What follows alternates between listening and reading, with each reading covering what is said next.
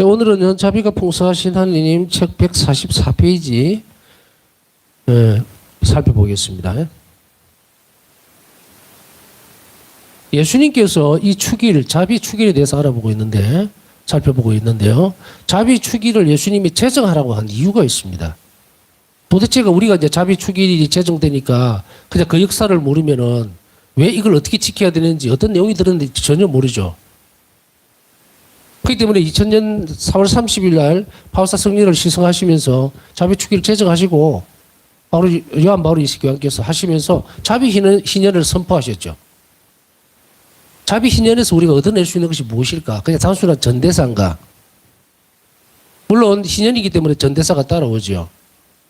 그러나 그것보다 더 중요한 것은 뭐냐면 자비 축일의 제정의 의미와 그리고 목적 그리고 예수님께서 뭘 간절히 원하시는지를 그리고 이 축일을 통해서 우리에게 어떤 것을 엄청난 자비를 베풀고자 하는데 그게 무엇인지를 알아야 되잖아요.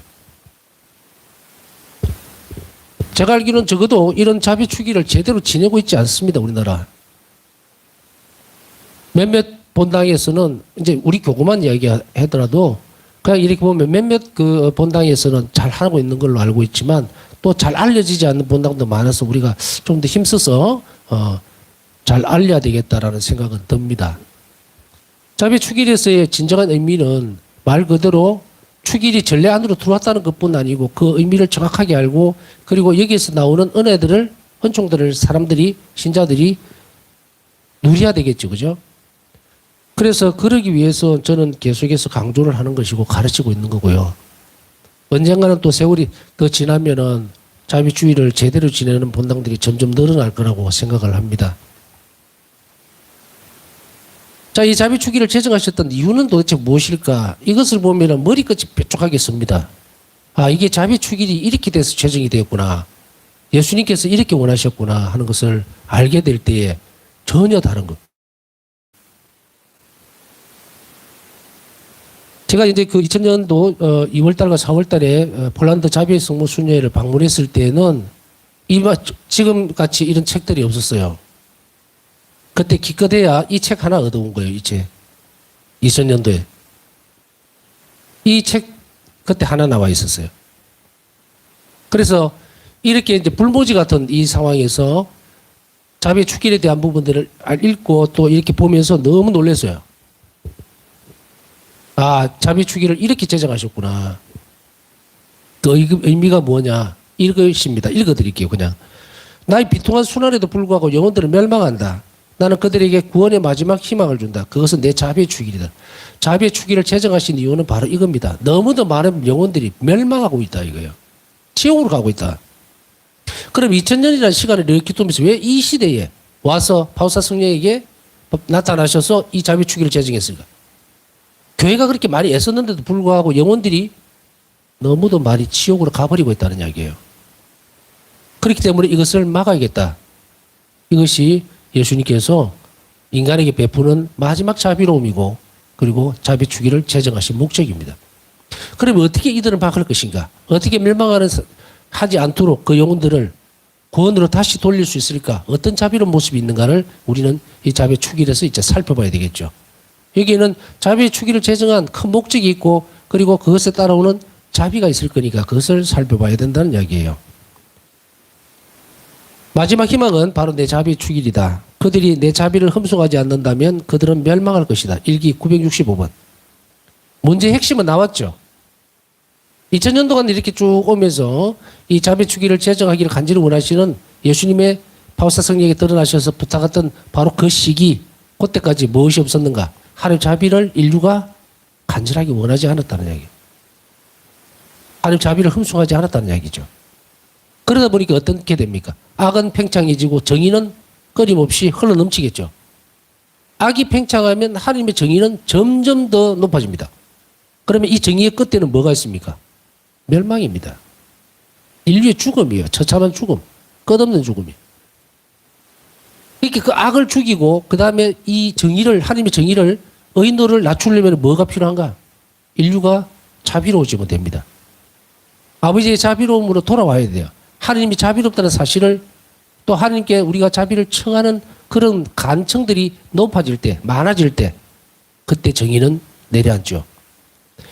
그래서 이렇게 되어 있다는 이야기입니다. 그래서 예수님은 이것을 막기 위해서 자비주기를 제정하기를 바라셨다. 자비주일은 하나님 자비 신비 안에서 하나님께 특별한 흠숭을 드리는 날이자 모든 사람에게 은총의 날이며 특별히 죄인들에게는 해방의 날이기도 하다. 하나님께 특별한 흠숭을 드리는 날이다. 이제 자비주일날 모이는 모든 사람들에게 있어서 초점은 한 가지로만 갑니다. 자비에 대한 거예요. 하나님이 자비롭다는 사실을 널리 공포하고 알려야 합니다. 그럼 우리는 그걸 하고 있었지 않느냐라고 얘기할 수 있습니다. 물론 단편적으로 교회는 계속 해왔어요. 그러나 지난번에도 말씀드렸듯이 어렴풋한 형태로만 제시를 하는 거하고 이것이다라고 분명하게 얘기하는 것은 다릅니다. 이것저것을 막 끌어와가지고 이럴 것입니다라고 하는 거하고 이것은 촛불입니다라고 분명하게 지적하고 모양을 딱 보여주는 거하고는 전혀 다른 문제가 됩니다. 그렇기 때문에 교회가 어떤 부분이 약했는가? 하나님 자비에 대해서 예찬하거나 흠숭하거나 그런 것이 없었는가? 아닙니다. 여러 갈래로 비켜 들어온 거예요. 확실하게 큰 기둥을 보여준 것이 아니고 옆으로. 그래서 아버지의 자비로움에 대한 어떤 부분들보다는 탕자의 비유에서 보죠. 그죠? 아버지의 은혜로움, 너그러움, 포용성, 선하신 아버지 이런 이미지로 만든 거예요. 죄인들이 왔을 때 얼마든지 항상 그들을 포용하고 그리고 그들을 감싸줄 수 있는 것은 뭐다? 그리고 그 아들을 용서해주고 받아들일 수 있는 것은 그건 하나님의 자비입니다. 가장 큰 속성인 자비입니다라고 선언을 해줘야 되는데 하나님의 가장 큰 속성이라고 하는 이 신비적인 부분들을 드러내기보다는 그냥 선언하는 내용이 되어버린 거예요. 하나님은 자비롭습니다. 하나님은 자비롭습니다라고 얘기만 했을 때 이 울립니까? 안 울리죠. 이 자비롭습니다라고 하는 이 선언은 우리 각자에게 모든 신자들 각 개개인에게 체험되어 줄 수 있도록 이끌어주는 단계가 필요한데 그것이 부족했을 거라는 거예요. 그래서 이제는 하나님은 예수 그리스도의 존재성 문제, 예수님을 통해서 이제 내가 한 명 한 명에게 자 보거라. 나는 이렇게 너를 위해서 내 목숨을 내놓을 만큼 자비로운 분이다. 존재다 하고 한 명 한 명에게 지금 문을 두드리면서 주고 있잖아요. 이제 명확하게 이 관계가 예수 그리스도의 오심으로 인해서 맺어졌음에도 불구하고 많은 영혼들이 멸망하는 것은 나를 위해서 돌아가신 예수님이라는 것을 평생을 통해서 인지하고 살아내야 되는데 그렇지 못했다는 이야기예요. 전에도 말씀드렸듯이 우리를 위해서 돌아가신 예수님, 나를 위해서 돌아가신 예수님, 뉘앙스가 어떻습니까? 질이 달라요. 나만을 위해서 돌아가신 예수님. 근데 우리는 어떻게 합니까? 우리를 위해서, 세상을 위해서 어물쩍하게 넘어갔죠. 그러다 보니까 공동체라고 하는 이 우리라는 단어 속에 나는 뒤에 뒷점을 지고 물러나가 있으니까 예수님과 나와 아유 감히 내가 어떻게 예수님하고 관계를 맺고 살 수가 있어. 이거 신앙적인 게 아니라 비신앙적이죠.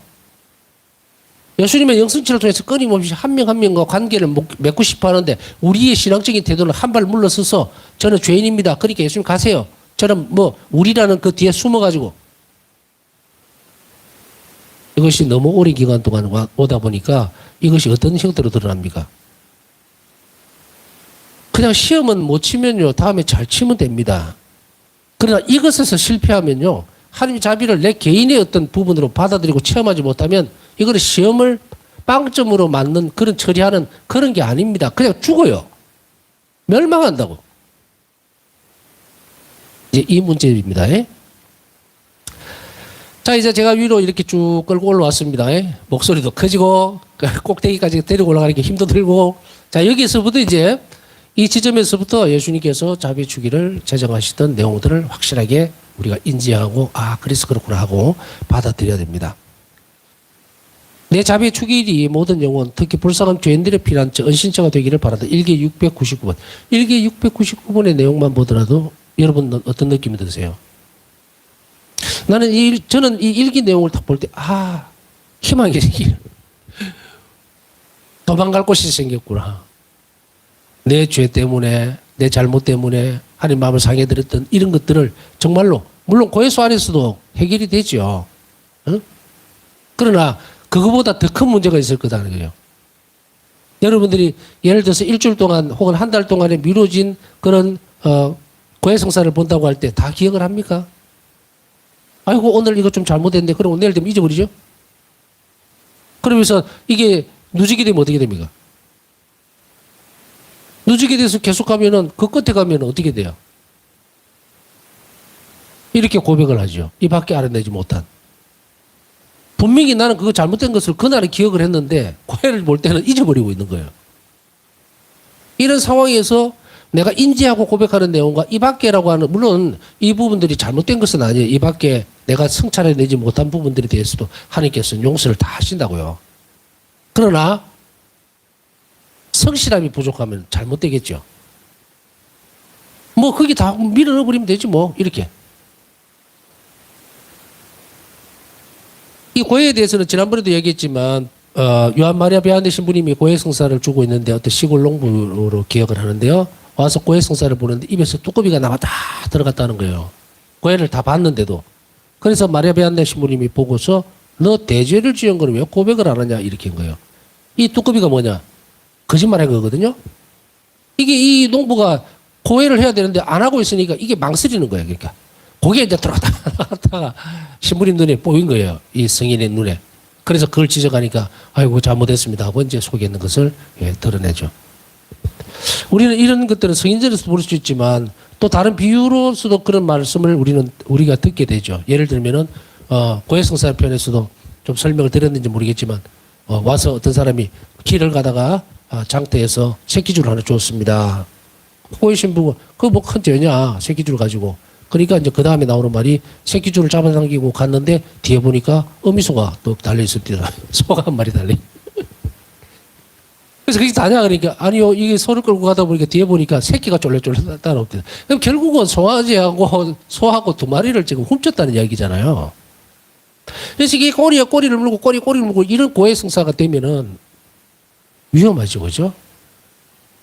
하나님을 속이는 것일 뿐 아니고. 그래서 이런 부분들에서까지도 우리는 많이 실수를 하고 혹은 누락시키고 또 잘못된 습관들 때문에 이런 부분들이 있죠. 그래서 이런 부분들까지도 때때로 우리는 모든 것을 주님께 다 드러내고 싶어 할 때가 있습니다. 그러나 우리가 기억하는 만큼이에요. 어쩔 수 없죠. 가맣게 잊어버린 것까지 꺽지로 끄집어낼 수 있다? 아니죠. 그래서 지난번에 고해성사편에도 얘기할 때 고해성사의 성찰은 성령의 특별한 뭐다? 은사입니다. 은총이 주어지지 않으면 죄를 인식을 못해, 인식을. 그런 어느 순간에 이런 경험들이 여러분들 있는 거 모르겠는데, 그냥 지나가면서 아무것도 아니었어요. 죄라는 개념도 없고, 그냥 별거 아니었어요. 그런데 어느 날 성찰을 하면서 성체 앞에 있다 보니까 그게 문득 떠오르면서, 내가 그 죄였구나. 이렇게 떠오를 때 있죠. 그 은총입니다. 드러내죠. 드러내면 고백해야 되겠죠. 자, 이런 부분들이 있어서 우리의 피난처를 주기 위해서 어떻습니까? 이 누적되는 부분들이 있죠. 고해를 미처 하지 못했던 것들. 내가 고의로 빠졌던 아니면은 어떤 게으름이라든지 생활 습관 때문에 미처 드러내지 못했던 부분들도 우리는 이제 해결을 할 수 있는 부분들이 남아있게 됩니다. 이건 굉장히 중요한 부분이에요. 이 자비축일에서는 이제 적어도 이 모든 것까지 주님께서 용서해 주시고 다 해줄 수 있는 그 길을 열어준 거예요. 그러니까 다시 시작할 수 있게. 그게 자비축일이에요. 주 예수님께서 말씀하셨다. 이날 이 생명의 샘으로 다가오는 모든 영혼은 누구나 죄와 벌을 완전히 용서받을 것이다. 일기 300번. 모든 영혼은 죄와 벌을 모두 용서받을 것이다는 이 말은 엄청나게 중요합니다. 우리가 죄와 벌을 죄에 대한 부분들과 벌에 대한 부분들은 모두 용서받는 것은 어디입니까? 세례성사밖에 없어요. 그런데 이것에 대해서 죄와 벌에 대한 완전한 용서를 받게 되는 이 자비축일의 은총은 어디에 달려 있느냐? 성체성사에 달려 있습니다. 영성체할 때에 그 축일에서 주는 은총이 주어집니다. 이처럼 이날 영성체에서는 예외적이고도 특별한 은총, 즉 죄와 벌의 완전한 용서의 은총을 받게 됩니다. 그러니까 이게 영성체에 달려 있어요. 그래서 영성체에 달려있다는 말은 뭡니까? 성체를 영하는 순간에 이 죄와 벌이 완전한 용서가 되는데 그러면은 어떻게 됩니까? 이게 뭔 조건이 있겠죠. 아까 얘기했듯이 사람이라고 하는 것은 이렇게 깜빡깜빡하기도 하고 또 너무 소홀히 하거나 가볍게 느끼는 부분들에 있어서 고백을 못한 내용도 있을 것이고 이런 부분들이 있죠. 그래서 이렇게 되어질 때 이 영성치료를 위한 준비는 항상 고해성사와 연결이 되어 있는데 그러면 고해성사는 어떻게 될 건가? 이런 부분들에 대한 부분들을 질문들을 많이 받기도 하지만 반드시 해야 될 것이 뭡니까? 예수님께서는 죄의 어떠한 표식도 지니고 잊지 말아야 된다 그랬어요. 이 부활체 2주일 날, 자비 축일 날, 영성치하기 전까지는. 그런데 이제 우리가 보면은 우리나라의 실정으로 보죠. 우리 교구의 실정으로 보더라도 어떻게 되어 있습니까? 판공서사를 일찍 보잖아. 그죠? 그러면은 사순 시기 안에 판공서사를 보고 그 다음에 부활 지내고 그 다음에 둘째 주인데 이 기간이 좀 있죠. 일주일이든 열흘이든. 그런데 예수님은 뭘 원하시냐면 어떤 죄의 흔적도 남아있어는 안 된다 그러죠. 그러면은 내가 부활 전에 사순 때에 성사를 받는데 또 죄를 지었어요. 그러면 어떻게 돼요? 절대로 그냥 넘어가면 안 됩니다. 조금 신부님들이 조금 짜증이 날 수도 있는데 핀잔을 듣더라도 성사를 봐야 합니다. 자비 축일날. 뭐 요즘은 신부님들이 너무 좋은 것 같아. 내가 이야기 듣기로는 부활 때 성사를 그 판공 다니면서 힘들게 주심에도 불구하고 또 바로 그 다음 주에 와서 신부님 성사 주세요 하면은 또 신부님들이 요즘 잘 주는 걸로 알고 있어요. 너무도 감사한 일이죠. 자비축일과 연관되어 봤을 때 그렇다는 이야기예요. 그래서 반드시 자비축일 전날이라도 이런 죄의 어떤 부착물이라고 표현을 하는데 죄의 흔적, 뭐 조그만 것이라 있더라도 아무리 미세한 것이라더라도 반드시 성사를 보고 그 다음에 자비축일을 지내야 합니다. 죄를 안 지으면 어떻게 하면 됩니까? 이렇게 물을 수가 있는데 최소한의 어떤 부분들을 지키려 그러면은 사람을 많이 만나지 마세요. 이날은 이 자비축일을 준비하려면 아무래도 사람을 만나면 또 엉뚱한 소리 하게 되고 다른 사람 얘기하게 되고 막 그렇게 되고 그래서 또 마음 상하기도 하고 뭐 이렇게 되죠. 침묵 가운데서 이 축일을 잘 준비하는 것 이게 너무 중요한 거예요. 자, 이恩총은 전대사보다 더 큰 겁니다. 전대사보다 큽니다. 제가 왜 책을 자꾸 보라 그런지 아시겠죠? 전대사 이게 교과서입니다. 죄와 벌의 완전한 사함이기 때문에 용서이기 때문에 전대사는 잔벌에 대한 용서입니다. 제가 만들어내는 거 없습니다. 교과서대로 그대로 읽어드리는 거예요. 이 축일에서 예수님이 직접 약속해 주신 거니까 이대로 그냥 가시면 돼요.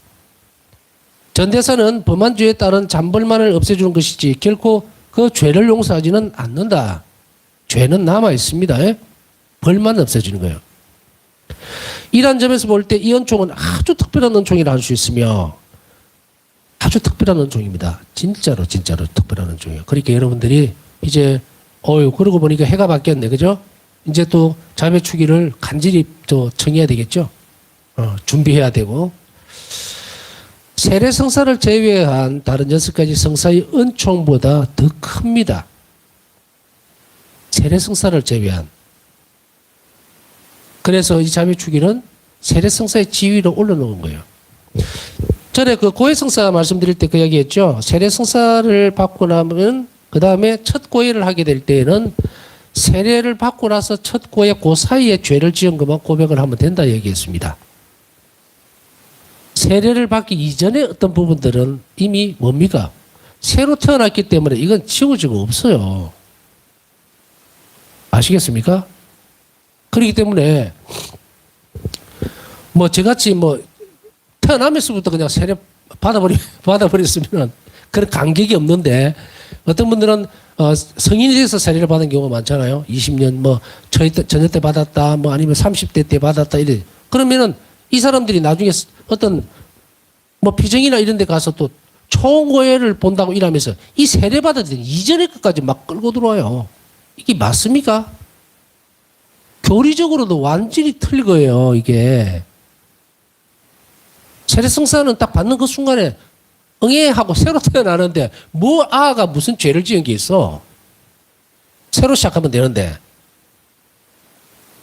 이런 엉터리 같은 거 절대 따라가지 마세요. 제가 누누이 강조하지만 이거는 성사와 위배됩니다. 교회 정신뿐 아니고 교회가 가르치는 성사성에도 완전히 반대되는 거잖아요.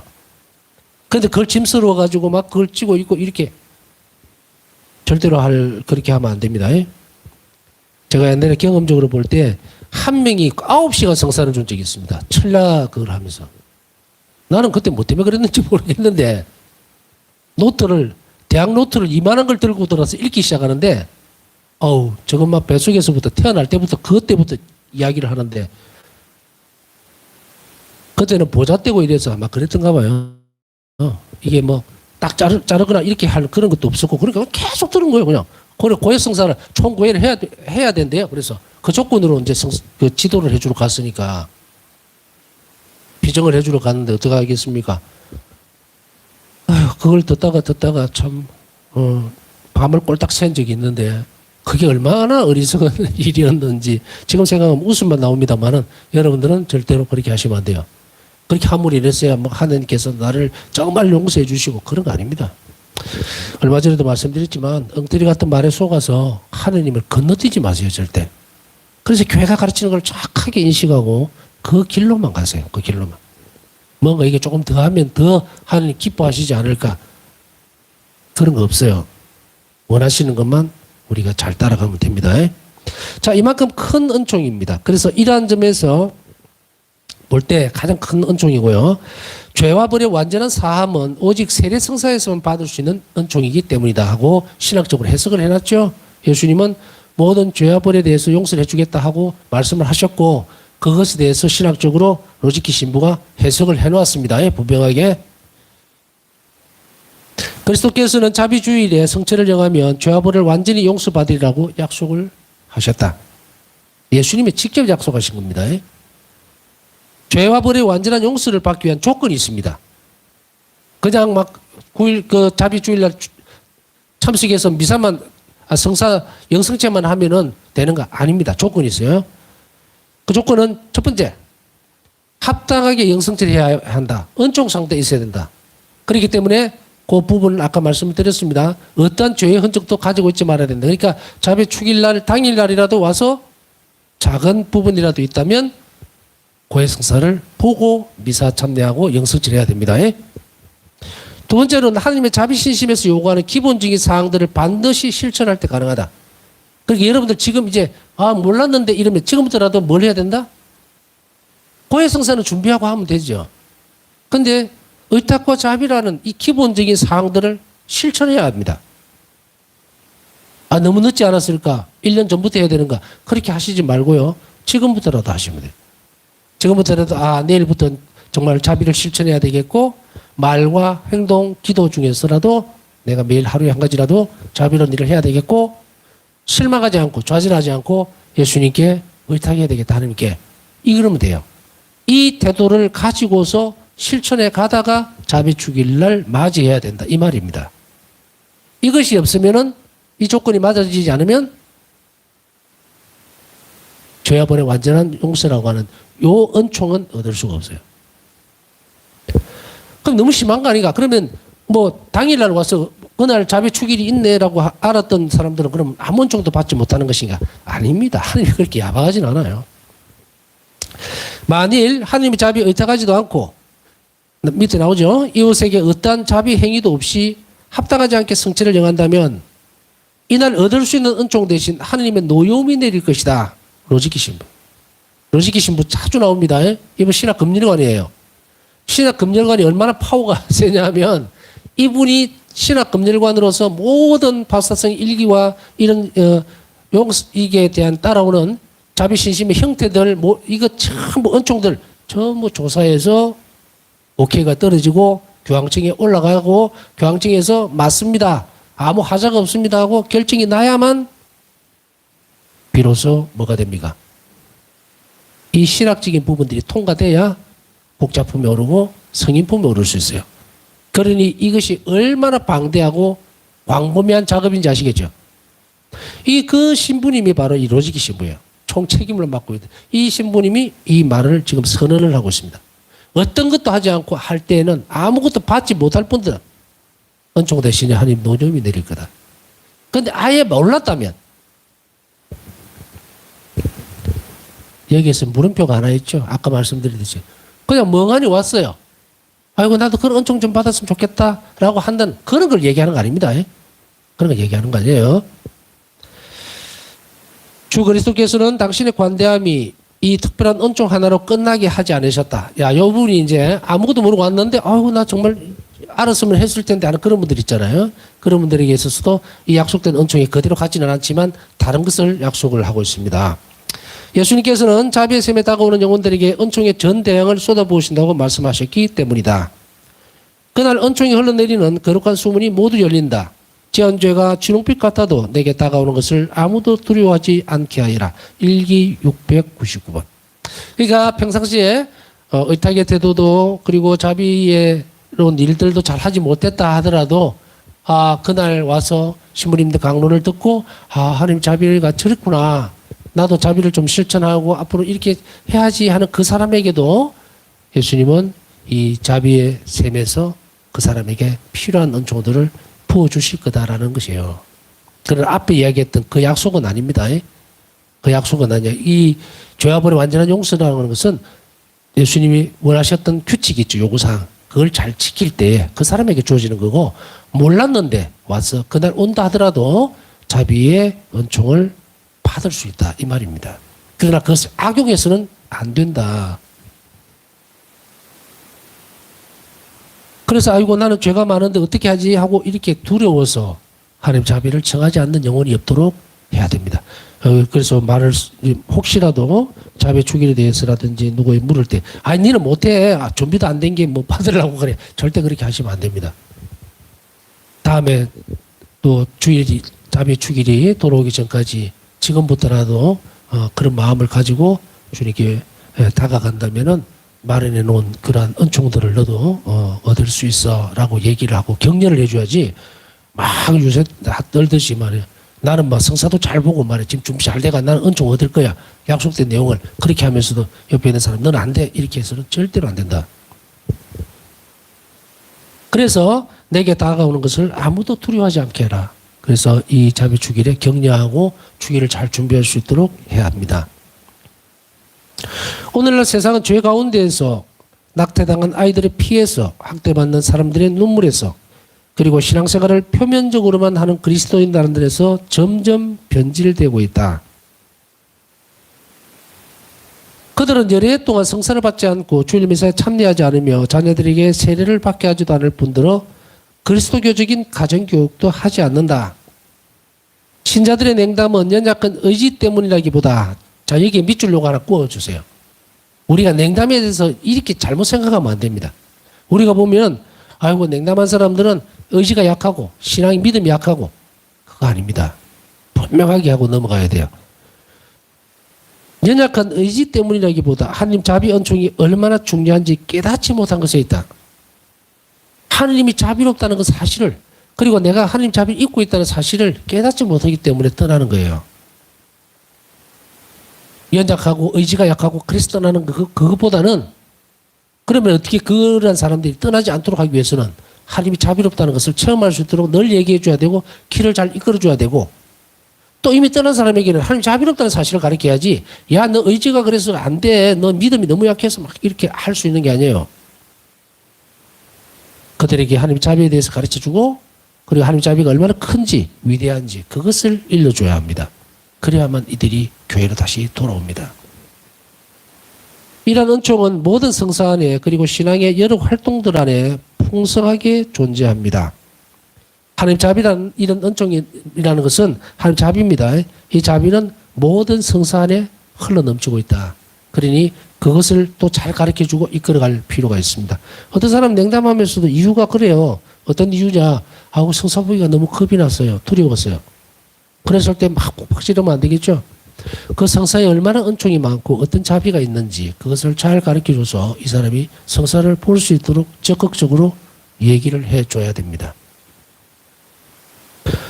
남은 시간 묵상하면서 우리에게 이렇게 좋은 주기를 허락해 주신 하나님께 감사드리고 올해는 좀 더 잘 준비해서 자비의 주기라는 은총을 내뿐 아니고 요새 여러 사람들도 함께 이 은혜로움을 이 엄청난 은총을 함께 받을 수 있도록 그렇게 준비할 것을 결심하면서 필요한 은총을 이 시간에 청하도록 합시다.